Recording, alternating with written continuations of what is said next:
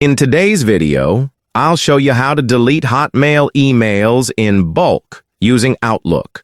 First, open your browser and go to the Outlook login page. Sign in with your Hotmail email and password. Once inside your mailbox, head to your inbox or any folder with the emails you want to delete. To quickly select multiple emails, hover over an email and click the checkbox. Then continue selecting as many as you'd like. When ready, click the Delete button at the top.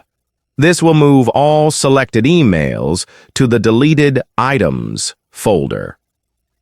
If you want to clear an entire folder at once, right-click on the folder name, like Inbox or Junk, and choose Empty Folder.